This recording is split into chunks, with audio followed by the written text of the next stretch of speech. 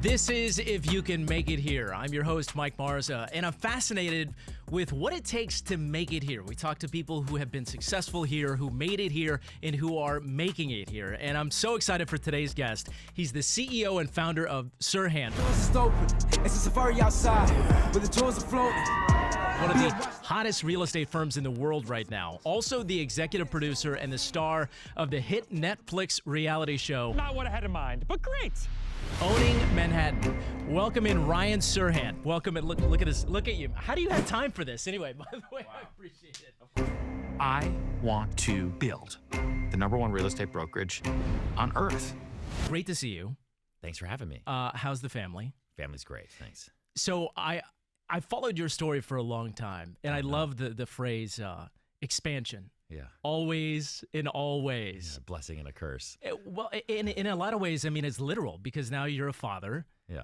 Your daughter is about to turn 7, right? Yes. I've got 3 kids myself, youngest being 7. Isn't it the best? It is the best. 3 sounds like a lot. It is a lot. It is a lot. I mean, it's funny because I was walking into the room the other day, and her name's Natalia, and she's in front of the mirror running her hands through her hair. Yeah. With like the Zoolander face. Yeah. And I said, "What are you doing, honey?" She said, "Oh, I'm daddy." Yeah. They roast you, man. Yes, They always. roast you. Yeah, she roasts me all the time. And you know, we're in Brooklyn. Yep. I know you guys are in Brooklyn. Do you guys get to Prospect Park very often? A little bit. She goes to school in the city, and so we bounce around all over the place. I think she's, it's nuts. Like, I don't remember being this scheduled when I was 6 years Right? old. And these schools in New York City, I mean, they schedule. And then on top of the schedule, then it's like, well, you've got to have play dates. And on top of that, then it's thinking through, she has homework. She's 6 years old. Right. But she's got to learn to read and write. And that's important. At least I think so. It used to be important. I think it'll be important continuing to go. You never know. Yeah, let's hope, right? No, the scheduling, yeah. you make a great point because it's not like, hey, go outside and play with your friend. It's, okay, now we're going to have a scheduled play date. We're going to do an activity, and it's going to be organized. Certainly not how you grew up in suburban Boston area, right? North Shore. You were born in Texas, but you ended up in the Boston suburbs. How did that happen? How did you guys? I mean, you moved. Parents moved around. My dad's job. Yeah, so born in Houston, bounced around Texas a little bit, and then Long Island a little bit, kind of moved around there, and then outside Boston, we basically settled down for kind of the junior high and high school, and then went to college in upstate New York, and then came to New York City. And he was in finance? Yeah. But growing up in that area, in that sort of school environment, what were you like as a kid? Shy, introverted. That's the whole reason I did theater. It was easier to pretend to be other people than it was to be myself. And when you move around that much, I think I settled down in terms of not changing schools in 9th grade. And so, I had to always meet new friends, and it kind of gets a little bit exhausting. And then you don't have a lot of, you don't have a lot of history built up with classmates, et cetera, which is a good thing sometimes because you get to start fresh all the time. But I think I just had to develop early on, not by choice. It was kind of like forced upon me. I mean, how were you then? I mean, you were in theater. It seems like you're a social guy now when we see you, in front of the camera. Professionally social. Professionally social. But internally, you're really an introvert. Lessons that kids today could use when they get so locked in on a sport and they don't want to play anything else. But you're at Pingree High School, right? I was at Pingree, yeah. And then you go to Hamilton College. You mentioned upstate New York. Yeah. Did other friends go with you? Were you the only one that decided to go? One friend, his name is Dave Turchin. He's in New York now, actually. We went to Hamilton together. I think maybe one other person, but we were close with them. But we lived on opposite sides of the campus, so we had very different kind of friend groups. Okay. And I at least, for better or for worse, I knew early on that I liked theater and I liked to write. And so my majors were theater and a double major in English literature. And so I again, today I've now written 3 books. I do a lot of writing now. I have to write a lot, emails, prose, everything, kind of figuring out how to articulate thoughts intelligently so you can get people to do what you need them to do. Starts with learning Old English, right? Reading Chaucer. How do I understand Chaucer? You're going to use that, Ryan, one day to sell a house. Life is very, very full circle that way. And then theater, I like to perform. I think a lot of my friend group and definitely people that I grew up with and in college, they don't spend a whole lot of time trying to figure out what they really want to do. What they like, what they don't like. I was very focused on the future at all times. And so maybe one of the reasons I wasn't great, quote unquote, at sports is because I just knew early on going into each one, I don't think I'm going pro. Like even at 10 years old. So what's the point? It's like you knew there was no... Yeah, which I don't wish on people. Like I like that, my daughter enjoys going to gymnastics and ballet. Like I would stress me out as a parent if she came home at 6 and she's like, Dad, I don't think I'm going pro. I don't think I'm going to the Olympics, so why bother? Right. Like that would stress me out. But I was very, very focused on, let's make sure that I double down on the time that I'm spending on what's actually going to give me a return in the future. And whether it's going to be theater or performance in some way, which is sales and now the TV shows. A lot of people have this dream. Obviously, that's why we have this show, is if you can make it here. But what was it in your mind? Was it always New York? Was there any interest in doing anything else? How did you make that decision? I knew 0 people in LA, and that was really, really, really scary, and to be that far from home. So New York was the right place to go to at least test things out. And my grandfather had died and left us all, like 20 grand. And so I had that in a CD. And so that was, my solid certificate of deposit, trust fund money. Yeah. To 20 grand. Yeah. To make it last. It was the most money I ever had. Like Yeah. that money was going to last me probably 10 years. Yeah. And you said, you know what, I'm going to chase my dream. Yeah. I don't, that sounds intense. And I think people put too much weight on decisions. Okay. Like and I see these books and these podcasts and people talking about how to make decisions. Decisions are only big in hindsight. Big decisions are made up of micro decisions, like the little decisions and the little behaviors you've changed to get you to a point where you're making a big decision, but it actually isn't that big. It's kind of like, this is the next step in my decision tree, right? Or my decision ladder, because this is great. And I don't want to ever stop doing this for the rest of my life. But there was a moment where you drove to New York. Yes. You go through the tunnel. Yeah. And you're in the city. Yeah. And so what do you do? I went to 354 East 66th Street, apartment 3A. My bedroom was one half of the living room, so we put up a partition wall. Dan had half the kitchen. The guy that we lived with, his name was John Reese. He had a real job. He worked for Cadwallader, Wickersham, and Taft, and so he could pay the most rent. I think it was like $1,600 a month. So he had the bigger space. He had the actual bedroom. Right. Yeah. And so we were there, and so that's where I went to. And I just had some actor friends in the city. I was like, so what do I do now? Like, you get a headshot. You build out your kind of your resume. You stick it to the back of the headshot. You submit it to auditions every single day. You go to open casting calls every single day.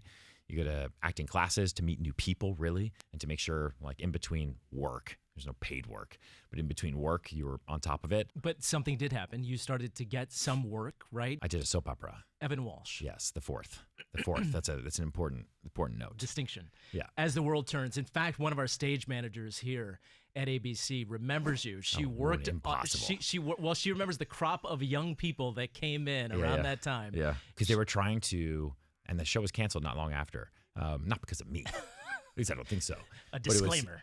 It was soap operas, just like anything, right? Yeah. Generations change, people grow up, they don't watch content the way they used to, and a growing kind of generation coming in, they're like, how do we keep soap operas alive? You have to get younger people to watch them. How do you do that? You bring younger people into them. But that was a big deal, right? I mean, for you to get that at that point, I mean, did you? Yeah, it was good. I was killed off pretty quickly. So anyway, so I got the script, and I remember sitting there in this like barren room, kind of this little cot. Wasn't a jail cell, but it felt like one, just because there was just nothing there. Right. And, they rotate these rooms, and reading the script and saying at the end, Evan Walsh wrestles with his grandmother, Lucinda, and the syringe that he's holding to her neck, because that's how I was killing people with my syringe, comes in and it stabs me in the heart and I die. And I was like, no, it's not. And I remember going back, and I just have this like gut feeling of did I just get fired?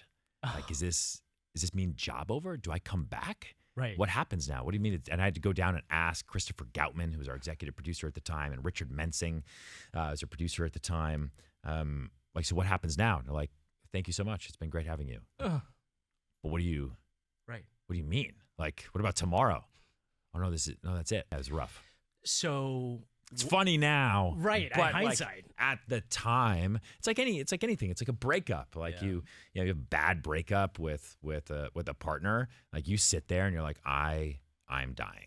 Like there's no one for me. This is the end of the world. How could this ever happen? You know, a couple months later, you're like, oh God, thank God that ended. Time heals all wounds. Yes.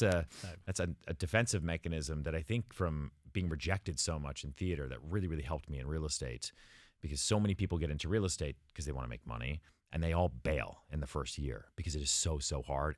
But more than the money, it's they can't handle the rejection. You know, they'd meet you on the street, right, in Brooklyn. Let's go see a place. And then I follow up with you a bunch. I've spent a week with you in the rain. I'm paying for Ubers. I'm running around. Let's get coffee. And then you disappear.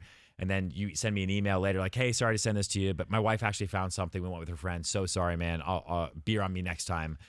And it's just like, ugh. So that taught you how to deal with and that's 97% of every deal that a real estate agent, you know, that does. But so it's still frustrating, but I came into it and was like, all right, well, at least they didn't reject me because of my nose or because of the fact that, you know, my hair is gray and I'm 24 at the time. So that was helpful. But then I also would go into my calendar, and 30 days out from anything bad happening, I would do a calendar invite that just says, read me. And I would type in the notes section all the feelings I had right now about whatever terribleness was happening. Like this deal just died, or I just got fired, or this awfulness, or she just said this. Because what always happens is 30 days go by. I get to that day in my calendar. I see the read me. I say, oh God, because now I can't remember, right? And time heals all wounds. And then I open it, and one of a few things has happened. One, I fixed it. Two, something better happened. Or three, I just don't care anymore. But how did you, I mean, growing up, was that something that was instilled in you? Were you born with that? No, because I used to journal. One of the things they teach you in theater is more than becoming other people. One, it's learning how to breathe and using your diaphragm and actually being able to listen to people and respond instead of listening to people and just replying with what you want to say anyway. That's great actors listen and respond instead of listening and replying. Great salespeople, it's the same thing. And so you would journal so that you could try to become 100% of the human that you are. Most people have no idea what their core identity is. Most people, if I ask you like, hey, define yourself, you're probably going to start with your name, your occupation, husband, this, that, the other. And be like, no. Like core identity. Who are you? And it's really, really hard for people to do that because they spend no time doing it. Even in therapy, right? It's just, you're checking boxes. And so you would journal, from a young age to go through. So you could always just track back to your life because you're never going to remember what happened on July 6th of 2002. You're going to be like, I don't know. I was a summer. I must have been somewhere. And it's really, really, really helpful. Now we actually have social. So the fun thing is you can go into Instagram stories if you're active on social, or go on Instagram or Facebook and actually, track back in a kind of this digital journal, which is fun. But journaling helped me because I would go back, years, and I would look and I'm like, man, why was I writing poetry about a girl? Like, who did I think oh yeah, she cheated on me. Oh man, where did I wrote this sitting on a hill in the rain, surrounded by wildflowers. Man, I was going through a real emo moment at that time. Man, I just don't care anymore. Man, how can I build that as muscle memory? How do I use the ability to trigger apathy as a superpower, for better or for worse? Yeah. Well, so at the moment when the world stopped turning, if you will, and the soap eventually went away, I read too a hand model. I mean, is that just a headline, or was it an actual job that you got paid for? I was one of the top hand models in the United States for almost 2 years. So what did you model for? What? AT&T, Nespresso, jewelry, anything. If you Google Ryan Serhant hand model, it's a weird ride. My parents still have some of those images like framed because at the time, this was 2006, 2007, 2008 a little bit. Okay. My claim to fame was I was hand famous.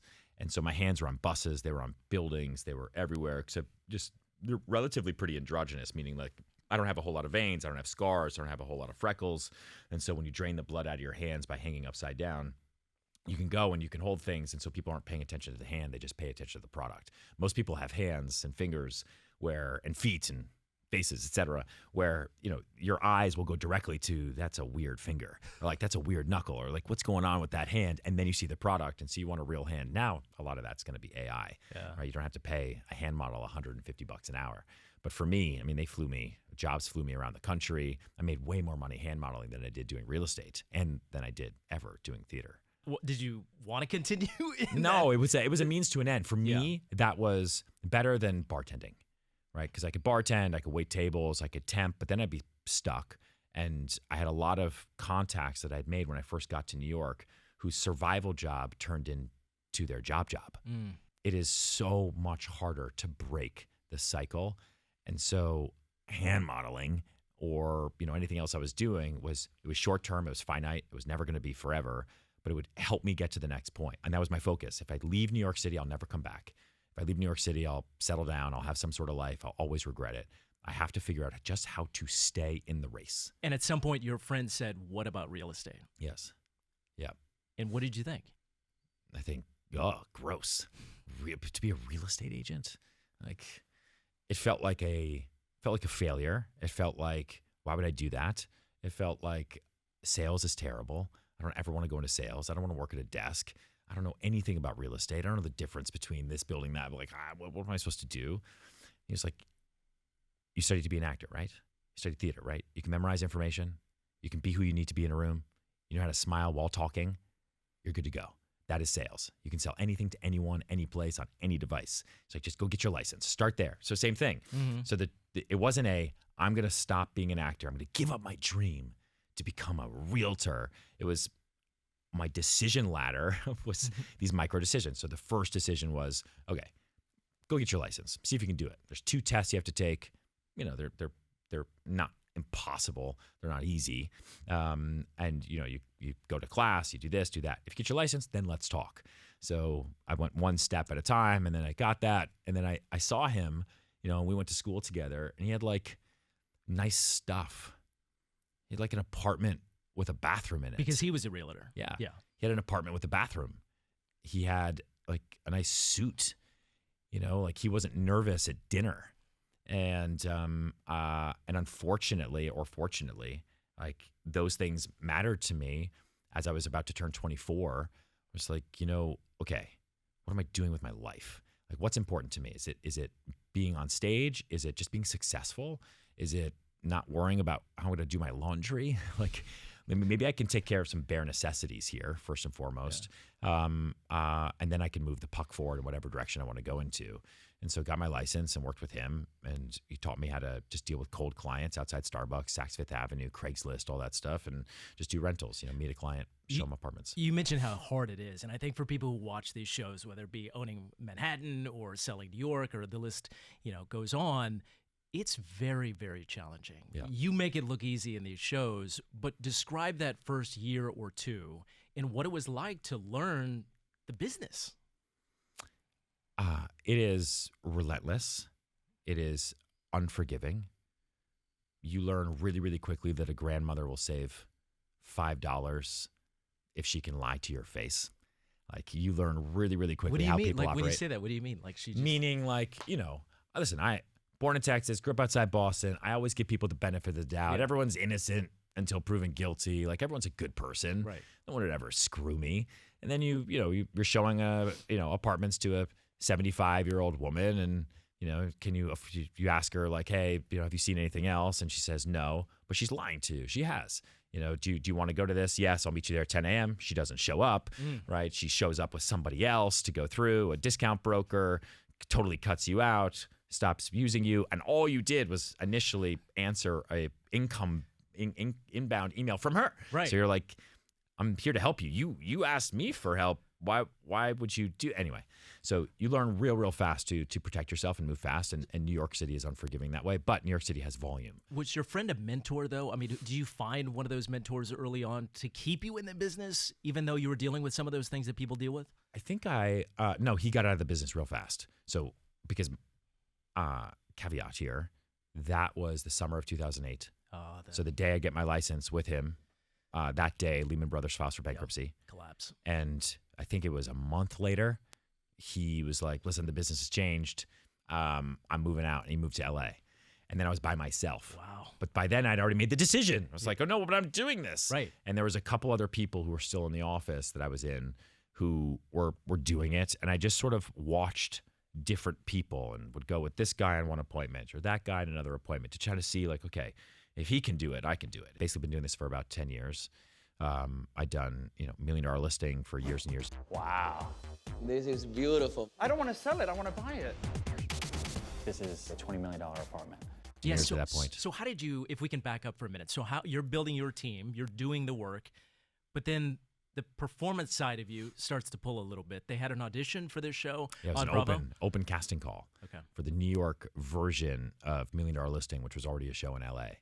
And that was in March of 2010. So I'd been doing real estate for like a year and a half. March of 2010, I went to an open casting call at the Hudson Hotel, I think is what it was, in Times Square. Thousands of real estate agents. You had 30 seconds on a camera to tell them who you were. And I'd been in front of cameras before, so I kind of, and I'd done the audition process before. I didn't have any of the real estate chops because I'd just been hand modeling and renting apartments to random angry grandmothers. I mean, but at this moment in your mind, are you playing the role of a real estate broker, or are you really going in as an actual broker? I went in as future Ryan. So, because whoever Ryan is in front of the camera in that audition is not the Ryan that's going to be on any TV show. It's going to take a long time, right? It's going to come out. Who knows when it's going to come out? In my brain, I was like, later this year, way off. And so it was, okay, I want to show them who I could be, just like an actor. Like you go into an audition, I don't show them Ryan, the 24-year-old, right? If you're auditioning to play whoever, you show up as that character. And so this was just different because I was playing me, but me in the future. So me in the future I've sold real estate. I don't get around $2,000 at a time, right? Maybe I have a car now. Maybe I have a team now. Maybe I'm doing bigger deals now. And so that's what I told them. And then they dug into that and moved. And then they cast me at the end of that year. And we filmed in 2011. And the show came out in May of 2012. Wednesdays, the emperors of the Empire State are making record-breaking deals. I'm not going to budge. I don't negotiate. Kind of when the administration changed, it felt like the world changed in terms of what they wanted to see. I remember the early seasons of $1 Million Listing, it was, if a deal wasn't going to go through, they just wouldn't film it. It was like, we don't want to show loss. Like people want to see wins. They want to see aspirational, people running through New York City. They turn this on to imagine themselves there. Don't lose. And so for those first, I want to say 4 years, it was really only showing wins. Maybe they would show a loss here or there, but a lot of times, even if they filmed us losing a deal or getting fired, it would just get cut because it wasn't good. And then the administration changed in 2016, and there's a real change in the world in which people did not want to watch people win on TV anymore. They just wanted to watch you lose because it made them feel better. That's crazy. And so we would get these notes where like, yeah, that deal seemed too easy. Like, well, because I did it over email. And they're like, well, I think in this season we'd like to, show us more of the hardship. I'm like, well, that's what I always show you. And then I'd see the edit and a lot of the wins would not be there. And a lot of the losses would be there. Went the other way. But then the audience, they enjoyed it because it felt more real, which it was. It was definitely more real. You lose as a job, and I tell that to every salesperson too. Like if you come into this thinking you're just going to win, as a mindset, you are setting yourself up for failure. Your job is to lose. Your job is to swing so much. All you do all day long is lose. That is your base salary. Everything above that is a bonus. Every win is a bonus. And so it's a much healthier way to go about this business than attaching yourself to every potential deal. But what's that like with the cameras rolling? You doing your job, Yeah. trying to strike these deals, but yet you have the cameras in the middle of what are very often intimate conversations with a lot of money at stake, a lot of egos at stake. Did you like it right away, or what was your interpretation of the process early on? I think for better or for worse, I was very open, very authentically me. I didn't want to perform. It kind of bit me in the butt a little bit in that first season. This is like a long time ago now. Because I remember it came out and my mom calling me and saying, Ryan, sometimes the things you think are funny are not funny to other people. A lot of the stuff that I was like, listen, we're messing around, we're doing things, TV. this is fun, but then blown up, shown slightly out of context. You don't get all the color, everything. I'm like, man, I kind of look like a there. And mom didn't like it. No, my mom did not. My mom did not like it. I know We that raised a is. good boy. Yeah. But you know what? Good TV. But yeah, the show would film for a year almost, Wow. because they track deals. They don't shoot all day, every day. It wasn't like the real world. There's no GoPros in my bathroom. And you would meet with the producers on Mondays usually and just say, hey, this is what my week looks like. What do you want to follow? I think this is going to go to contract. I think I might have an offer here. I'm listing this new building over here. We're going to do an event. Do you want to come to that? Because it's, it's New York. They can't just roll up on someone's front lawn with a camera. Yeah. Right. So everything needs location releases, appearance releases. There's fees sometimes you got to pay to get into certain buildings. You can't just shoot wherever you want to shoot. You can't run and gun it in New York City. They'll shut you down. Yeah, but you liked it so much that you decided to branch off and become on the media side as well and an executive producer. This new season, it's the second season of Owning Manhattan. How did the first season come about? Your conversations with Netflix, and meanwhile, you're building your business, doing your stuff on TV, and you also fell in love along the way with Amelia, and that played a role in your time as well. Because this takes a lot of time. Yeah. Judging from us on the outside looking in, how did all of that come together? Where you said, "Okay, I want to take the next step and actually go into producing this stuff that I'm a part of"? We were always producing, the reality TV show, like $1 Million Listing, they don't give us the properties. They don't give us the clients. Mm-hmm. The network shows up. So it's really on us, and it's on us to want to have a TV show or not. And so we were always kind of producing without that credit, but I'll take it, right? There's 1,000 agents behind us who would take our spot any single day. It's exposure that you just couldn't pay for. It's brand generation, lead generation, and built my entire career on the back of $1 Million Listing. And then expanded it through social. And now I'm building an entire business on the backs of Netflix. Expansion always that way. Yeah. But it was, not easy to do everything, but we were always producing. And then season 9 of $1 Million Listing, our last season, followed me as I left the firm I was at. It followed us through COVID. It followed me as we started up the business. It was under construction. You decided to branch off and form Serhant in 2020. Yeah. And so you're not under the umbrella of anyone. Correct. It's all me. you. Yeah, all the risk, all the reward. What? All gas, no brakes. Yeah. What did your parents say when you told them the plan?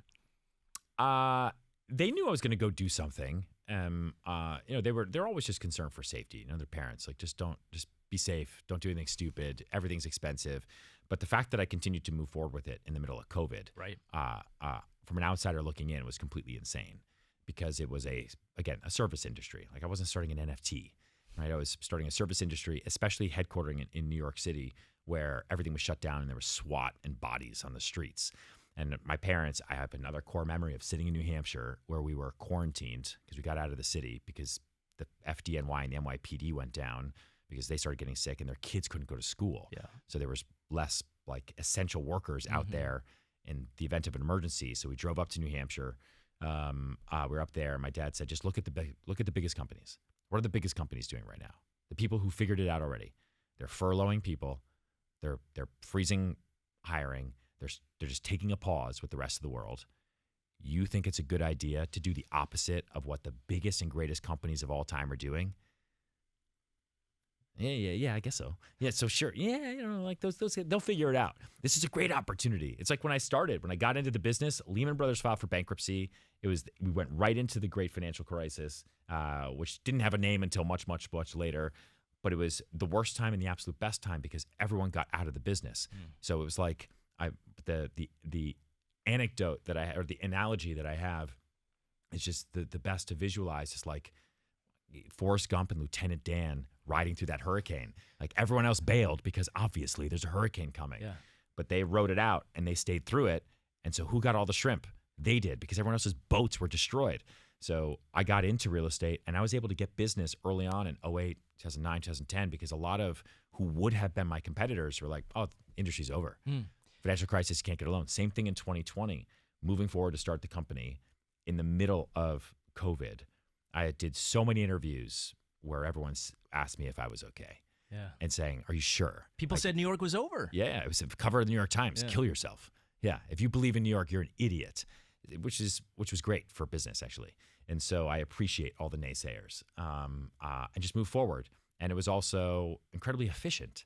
Like I was able to do things to start a company that it would be really hard for me to do today because the expectations today would be so much higher. I'd have to do a ticker tape parade. Like I'd have to, the expense would be huge. There's Yeah. paper again. Yeah. All these things that you don't think about that cost real dollars. Pens. Back then, can't have pens, man. You touch them. You can't touch stuff. Right. Can't touch anything. Yeah, everything's got to be just digital. Gosh, it was such a wild time. It was the best. It's hard to believe that was Yeah. 6 years. Yeah, 6 years Yeah, ago. we should have an annual COVID Remembrance Week. For your company, you start and then it's up, right? You're going up. You're accumulating agents. You're building the brand out. How challenging was it to do that? I was fully prepared, man. Like I was prepared. I was ready. I think I was unprepared on how to manage employees. That was a thing that I wasn't fully ready to do. And I'm getting better at it as I go, kind of. But I was ready to build. And I was ready to build as fast as I possibly could. And I don't think a lot of us were fully prepared for what happened in 2022 when inflation became a thing and rates skyrocketed to 8%. So the housing market basically was cut in half in 22. But you didn't feel the pain until 23. So 23 was kind of my first trying year as a CEO, where I was having like every other day meetings with our finance department because deals were dying. People couldn't get their loans. Rates were way too high. Inventory was cut in half because who was going to sell if you couldn't go afford to buy something, right? Who was going to move even out of a rental? And this was nationwide. And that was the beginning of 23. I'm like, well, there's no other option. We just have to go bigger. If it doesn't work, then I feel like there's a finality to it. The biggest moment of my professional career.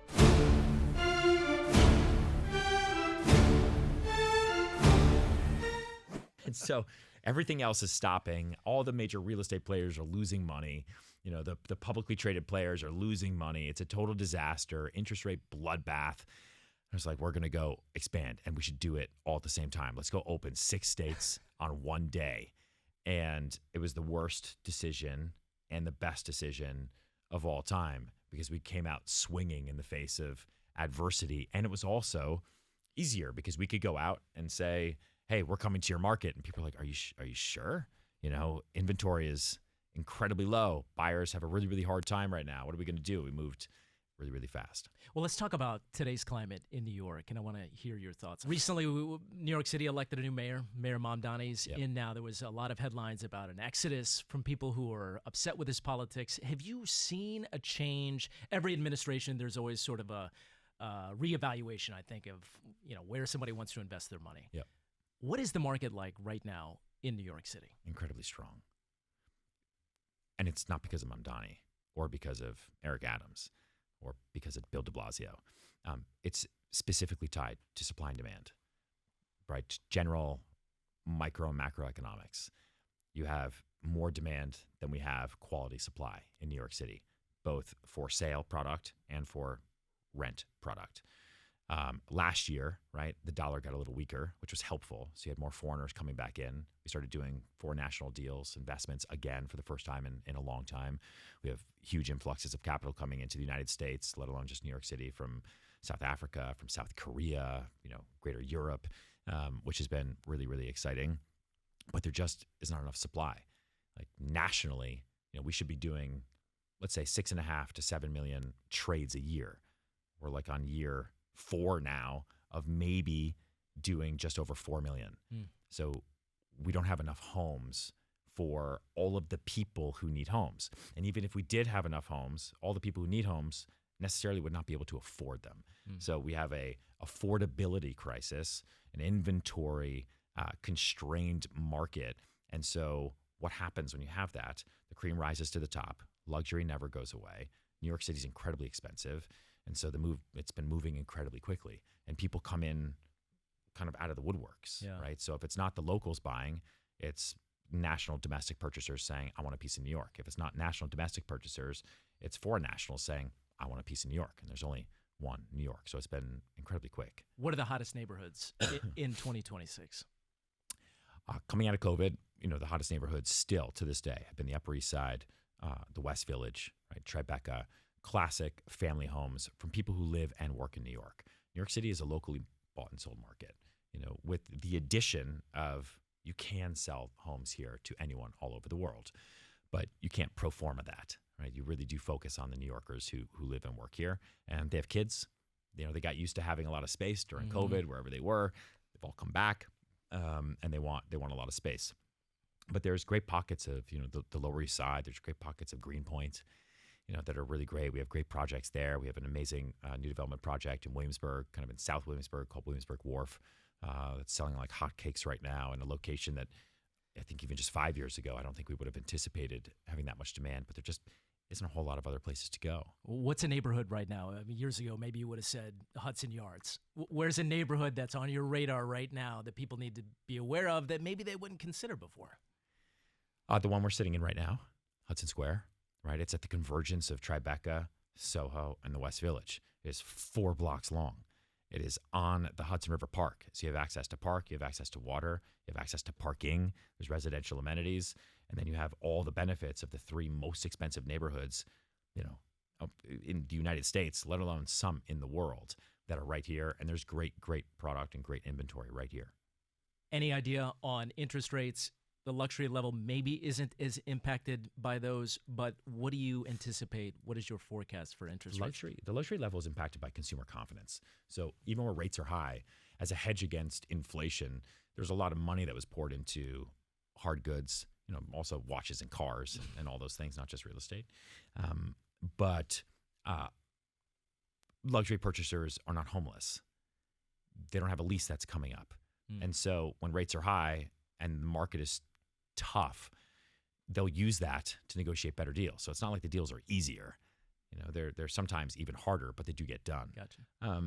Rates have held at just about 6% or just under 6% now for the last week. You and I talking today at the 30-year fixed mark, which is the lowest they've been in a long, long time.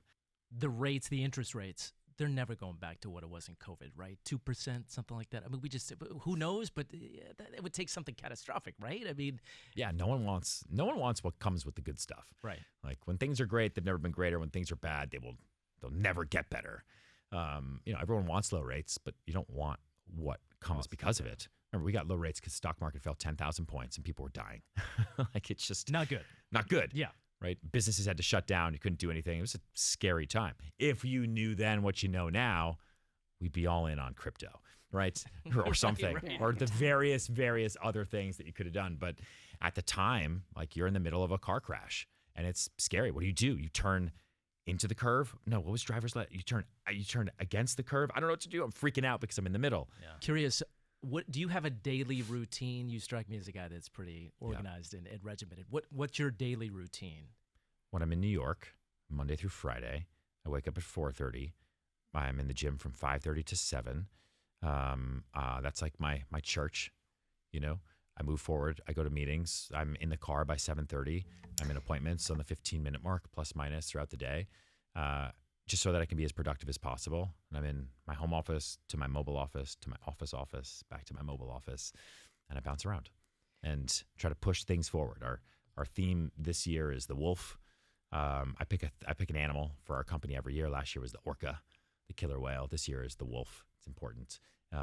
Why the wolf? Because they move as individuals and in packs. And in that pack, every single person, every wolf, knows exactly what they're meant to do and how to do it, and they're accountable. And there is no dead weight at all. And so we're becoming a very large company now. And so we need to use the orca energy we had. It's great to be a killer whale, move in pods, bring everything into the sunlight, which was important last year as we were kind of scaling. There's a lot of one-on-ones, and so I was trying to bring everybody together as much as possible. I did that now. So this year, all right, I brought everyone together. Now what do you all do? Now don't just move in pods, because then the weaklings will fall into the background and you won't do anything. And we'll just have bloat. So how do I remove bloat? We eat each other like wolves. Just move it forward. Stay tuned for season 3, where we eat each other. Exactly. So that's it. And we just move forward. And it's what powers us every day. What's next for you? World domination, man. I want to build the greatest real estate firm of all time. I think when people think luxury and they think real estate around the world in the not too distant future, they'll think us. What's harder, being a CEO or being a father? being a father for sure, because you don't know the job you've done until much, much later. It's an investment now. You have no idea, right? Yeah, I don't know. Like, I don't get dailies, you know? I have no Right. dashboard on her. It's like, I got to change the KPIs this quarter. I got to figure this out. I don't know why this market's not moving so well in her right arm. Yeah, it's harder for sure. But so much of the energy goes into the CEO world. You kind of figure out like how to create that balance. Yeah. But you're also building a little person, or at least helping usher that build along. How much has you becoming a father frame what you do on a daily basis? Not as much as maybe it should have. I think it gives me extra to fight for. Mm-hmm. I do like that she sees what I do. I do like that she sees that I work. I do think that the job of a dad to a girl is to instill unbelievable yet humble self-confidence, right? Mm-hmm. And to really be that rock and anchor for her so that she knows that she can do absolutely anything and that she knows it's possible. And one of the things I like about my career is it's so weird and it's not been a straight line. And I talk to her a lot about all the various different things that we do and to push things forward and make things happen so that she knows that, okay, I don't have to fit into this box or that box. And maybe all kids feel this way now, just given the world we are in. But, you know, if she thinks it, right, and she acts on it, then she can do it. It's not that hard. A lot of people won't even get to step 2, let alone step 10. And, you know, I just want her to see that anything is possible. Not to ruin people who haven't finished season 2, but there is a moment and there's a theme in this season where you are wrestling with, at least the way it's portrayed on the show, where you know what you're wrestling with building this company and trying to figure out if it's time to pull back and maybe expand the family. Do you? I don't know when you finish shooting that part of the series of the season, but where are you with that sort of determination in your own mind of how to move forward? You talk about building the best company ever. Yeah. But you also want to be a really great dad and maybe have more kids. Where are you at with that? I think you could do both. I think it's unfair to say, I think we all watched that movie, The Family Man with Nicolas Cage, and it's like, you got to pick, right? Right. Kind of what he says, or at least what the message feels like in the movie. And I don't think that's true. I think you can be both. I think your job as a parent is to provide, right? To instill confidence and to provide the resources that you can anyway, so that they can go and become the greatest human that they can. Yeah. And I think I tried to do that as best as I possibly can. And I think it would be a disservice to her to see me do less if I ever felt like it was because of a responsibility that I had. I think, something I was even saying to her the other day, and I don't think this clicks for her at all. Maybe it will. And I sent her little emails so that one day whenever I give her an email from the day she was born, she'll open up this whole thing, and it's this kind of journal of emails from me to her. I told her the reason I push so hard is because most people don't understand how many other people win when I win. And so the ambition to move forward and to do so much, and the reason Daddy works so much and why I travel so much, isn't just because I want to. It's because it's a responsibility. And I think that it's really, really hard to get to that level in your career where you end up being responsible for the lives of others, whether it's through management or team or customers. And I don't take that lightly. And so I feel responsible to a lot of people and to more people. My work ethic hopefully proves that to them. Yeah, no, I love that. Just a couple of more and we'll let you get out of here. But what would your message be to inevitably, there's somebody in a car right now, maybe in Colorado, trying to drive here to New York to make it in some way, or at least coming here with some sort of aspiration or dream. What is your advice to people who are trying to grind, trying to hustle, trying to make it in this city? Meet 15 new people every single day. Get their contact information, follow up with them for the rest of your life. It's relatively pretty simple. And say yes and say yes and until you have the wherewithal to be able to say no and. No but. I say no but now. I can't say yes and to absolutely everything. So I say no, but here's what we're going to do. Or but here's why. In the beginning of your career, you have to meet as many people as you can because network effects are real. And you have to say yes, and I'll figure it out. Yes, I'll be there. And I got to tell this person that I'll be there later. And yes, which will get you to a bigger yes, for your life. Don't overthink it. Just move. Yeah. And the networking, you've been able to network very efficiently. Is there a secret to the networking? How do you approach trying to build those meaningful relationships? So I network in two ways. One way is passive. So like here, I'm networking now. Meet you. Anyone who's listening to this, can come and follow me, find me, email me. Pretty easy to find. And so I'm creating passive network by doing this active, podcast with you. But then I'll actively network in front of people or networking events, parties, cocktails, whatever. And I will always just try to find the 2 C's, even in airports, right? You immediately give someone a compliment. People like compliments, right? It kind of builds really, really early, shallow trust. And then you find something in common. And then you just ask questions. People love talking about themselves. The older they get, all anyone wants to do is just talk about themselves, their kids, their jobs. No one cares about anyone else. They just care about themselves. Everyone has a spotlight effect. Ask questions. People will like you. They'll trust you. And that's it. That's all you have to do. All right, finally, finish this sentence. If you can make it here.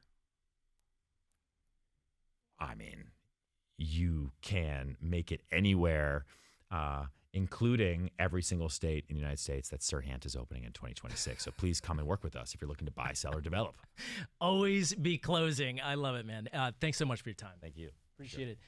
Ryan Serhant, if you want to hear more, if you want to listen, if you want to follow, leave your comments. And who do you want to hear from? Right now, we'd love you to subscribe to If You Can Make It Here right now, and more conversations just like this every Wednesday.